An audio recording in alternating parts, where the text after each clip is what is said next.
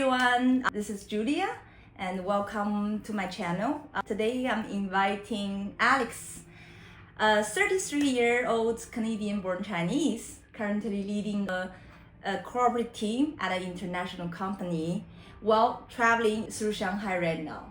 So Alex, do you know you are CBC? Yes, I am CBC. So where did you heard about this term? I think this is a term that in North America we still use for Asians. I think there's a spectrum of how you categorize Asians in North America. One side is CBC or ABC, and the other side is FOB, which is a term fresh off the boat. This usually means people that more so grew up in Asia and recently came to North America. So it's like you fall on that spectrum on one side or another, kind of where how CBC or how FOB you are determines how Asian you are, if that makes sense. Okay, follow up this question.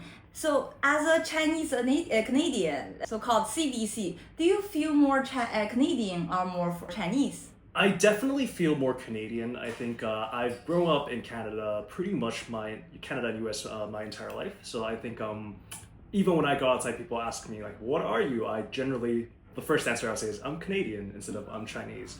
But I think part of me is still definitely at heart Chinese. The values that I had growing up that were instilled from family and peers that were Asian, and I think those will always remain true. I take off my shoes when I enter the house. That is a non-negotiable. So I think that part of me will always remain Chinese. Okay, and how do you see the difference between Asia and Western culture growing up as a Canadian-born Chinese? And how do you adjust your lifestyle to fit in each culture? I think I can only speak from the Canadian side because I didn't grow up in Asia, but from what I hear growing up in Asia, one of the big things that is a focus for everybody growing up is how important education is and how you study and you spend all these hours studying for all these different tests throughout school. I think that is much, much less in Canada and the Americas, essentially. There is this... You have fun growing up. You try to be a kid, you go outside and play more, you go to school, do your homework. Many people don't enroll in like after school tutoring activities, and I think that's just a very, very Asian. From a growing up perspective for me, I think I had a little bit of both. I think when I was very young, my parents did want me to do some of the more traditional Asian activities like learning to play the piano, but they also did mix in with like you get to go outside, you get to have fun, you don't have to worry so much about studies and just really enjoy life. So I think you get kind of the best of both worlds in that sense. Okay. What is like to being an Asian face living in Asia versus living in Canada? You get what my question. Yeah, I think let's talk about let's talk about North America first.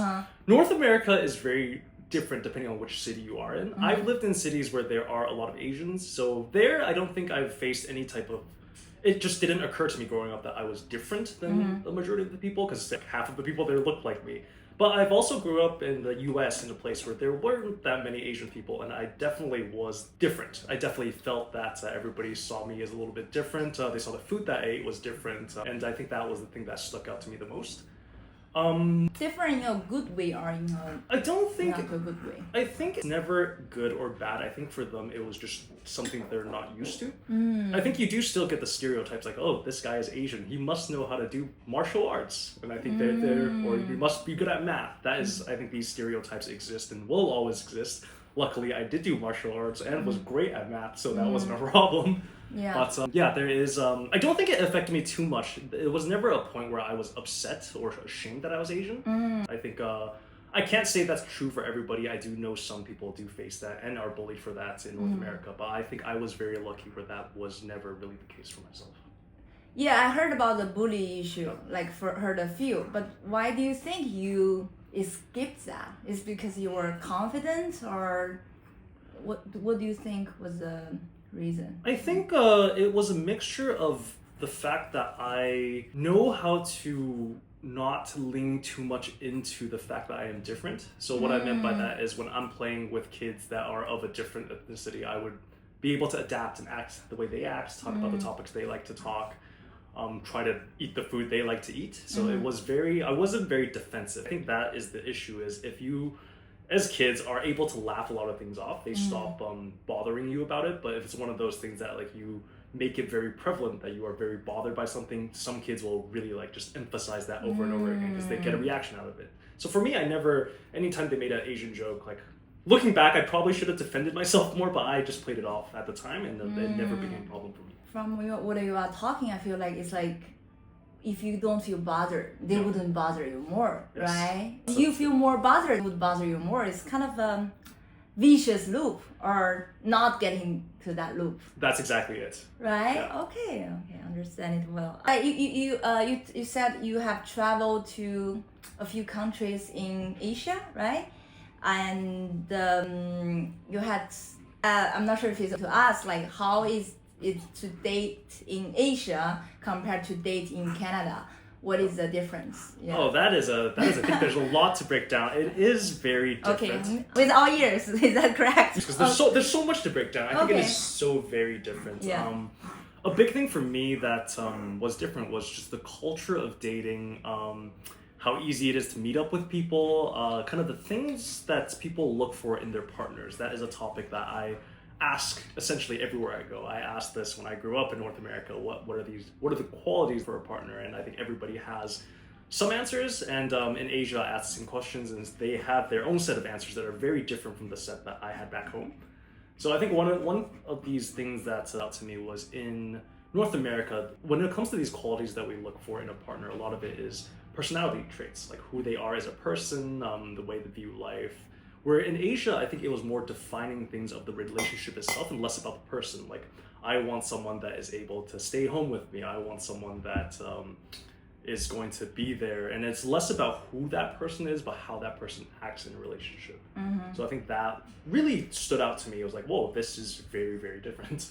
In a good way or just different way? Everything that I'm going to say when it comes to dating and the differences, I don't think there's ever a good or a bad. I think it's just... Or just like what you prefer, right? I think for me, I'm definitely more comfortable with what I grew up with. Mm-hmm. I think it's... You care more about personality. I care more about, I guess, being able to talk about emotions, being able to communicate these things that is definitely more sought after in the West compared to the East. I do think that has a lot to do with upbringing and how parents bring and raise their kids.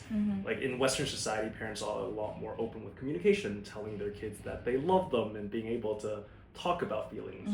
Where in the East, parents still love their kids, but in a very different way. Like, I don't think I hear many Asian friends say their parents will tell them that they love them growing up. It's more they will cook dinner for them, make sure they're well fed, make sure they're well taken care of. I think active service is a much stronger love language in Asia versus words of affirmation is a lot stronger in North America. And remember you told me you've been to Japan, Vietnam, right? Yes. And where else in Asia? Oh, this is so I've been on a journey, year and a half, traveling throughout Asia, living in different places for a month or two at a time, just gauging if I like it, if I can adapt, and if I can find what I'm looking for in terms of the next home. I think my goal is to move to somewhere in Asia, at least long term, for the next little bit. So I've been on this soul searching journey. Sounds like an excuse to eat just a lot of local Asian food, I know, but a little bit of both. So on this journey so far, I've done, I started off in Bangkok, headed to Hong Kong, did Osaka. After Osaka, I went to Cebu, and then I went to Kuala Lumpur. I went to Phuket. I did Taipei. I did Seoul, and then now I'm here in Shanghai. I think. I hope I'm not missing any of them. But, okay. Yes. I heard Bangkok, Kuala Lumpur, Osaka. Yes. Hong Kong, Taipei. Phuket, Cebu. Oh, that's I've been quite busy. Yeah, I want to. My next question, like, what are the side and bad side of all those places? I'll give you a quick. The best thing, the worst thing about each of this, and I'll just go down the list. So let's start off with Bangkok. I loved Bangkok for how, I guess, cheap and convenient everything is. Everything you want to buy, everything is kind of there. It is a very modernized city. I think a lot of people say it's very dangerous, and I think there are pockets, but overall, I really enjoy being in Bangkok. But I didn't like about Bangkok is that it is at the end of the day still a very tourism heavy city, in the sense that a lot of the tourists that are there love to party and love to drink, and that is just, it's not for me, but it is for someone. So it's just a bad thing for me, not a bad thing. Down the list, let's go to Hong Kong. I love Hong Kong food. I think Hong Kong food is near the top of my tier of like all foods in the world, where Hong Kong food just sits like right there at the top. No way. It's it's alright. alright. Fight about this I some love other time. Japanese food. Fair. Fair. Yeah. But no. Food is good too. I love the Hong Kong food. The part about Hong Kong that didn't do so well for me, I am generally a very chill, laid back guy. When I was on the sidewalks of Hong Kong, I became very agitated and aggressive. I think it's just because there's so much people in a rush all the time, and that brought out a side of me that I did not like. And I think that's just at the end of the day, there's just a huge population density in Hong Kong, so that didn't do it for me.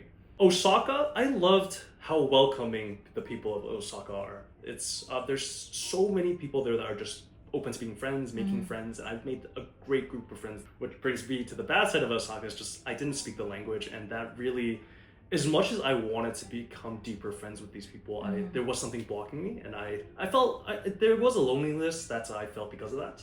So I think that is just a me problem again of I can't speak Japanese, so unfortunately I can't take it for what it is. But if you love this place enough, you would try to learn, right? I think it comes with like I did ask myself this, and if I was 10 years younger, I think I would be much more open to it. Now I'm at an age where learning takes a lot of time, and my time is very limited at the end of the day. So if it's an option of do I go to a place to learn the language, or I have all these other choices where I don't need to learn the language, I would want to explore what those options are first. Yeah. So that was Osaka. Going to Cebu. Cebu is a very interesting place in the Philippines where there's a pocket, a 6x6 block called IT Park, where it's just new buildings, very modernized, and outside of that is just rural slums where it's just very poor and run down. So that was fascinating in terms of knowing that you just stay in that pocket and you'll be okay. I liked the people there, and I liked the fact that everybody spoke English. What I didn't like, and this is controversial, please don't cancel me on this one, but I love the taste of Filipino food, but Filipino food is just not very healthy for you, so I couldn't stay there very long. But I agree with you. Yeah. It tastes so good, but it's just like, I don't know if my body can handle this. Yeah. So that was Cebu. Kuala Lumpur is, I would say, one of the more underrated cities of Asia, where a lot of people talk about visiting, and I think people should visit there more. Yeah. It's amazing. It's everything is cheap. I would almost say that it's one of the best food destinations in Asia, because you have the location wise, you have everything in Southeast Asia there. You have all the food from China and Hong Kong there, and you also have all the food from Middle East, all kind of going into one place. So I think that is, the food there was absolutely amazing. What I didn't like was the weather. Yes. It's too hot and humid? All the time. It's just one season Yeah. throughout the year, and there's just like, there's only so much of that I can take at a time. Okay. Yeah. Okay. And one more, Seoul, right? Seoul, So I was surprised by how friendly everybody was. I think it was one of those places where I went, whether it be restaurants, bars, all the bar owners, restaurant owners will end up giving me free stuff. I thought that was just, it just felt very nice. Unfortunately, with Seoul, Japan, is that I have a language issue.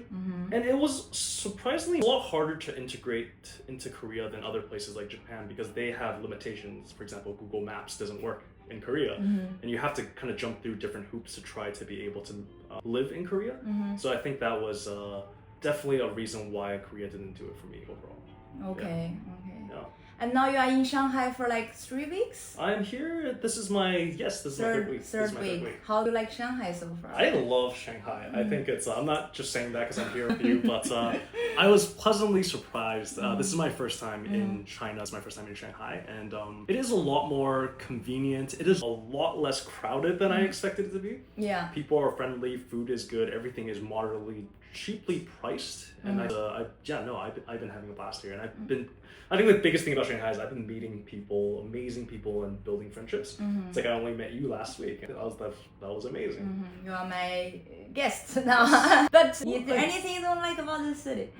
I am here. It is August right now. Very, very hot outside. And humid. Yeah, that is that's just a Asia summer problem. I don't love the fact that smoking is still a thing here, and why that? Because when you take taxis, which are called DDs here, they're, I would say like 1 out of 3 DDs smells like smoke, and gives me a massive headache when I step into one of those. It's kind of like you have to test your luck kind of situation. Yeah. Aside from that, this one I have heard is a problem. I have not been around long enough to experience this, so I might report back in a couple months. I will do a follow-up interview We'll do a later. follow-up. The thing with Shanghai, what I heard is that you do end up meeting a lot of great people, but a lot of people are telling me it's a lot harder to actually become friends with them. Like you'll meet them once, you'll exchange information, and you might never see them again, or you'll see them like once every 4 or 5 months because there's a lot going on. Everybody has something to do, so it's like how dedicated is everyone to building and maintaining those friendships. I'll let you know in the next time we do it.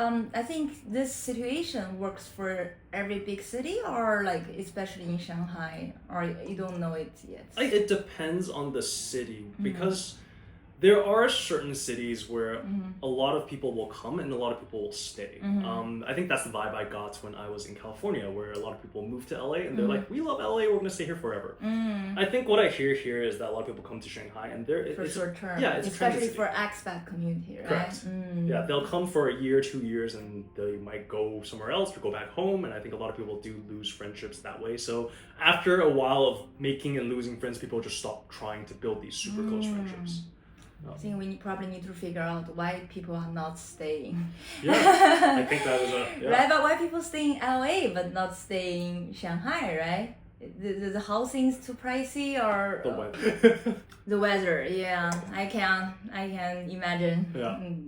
the setback. Yeah. Yeah.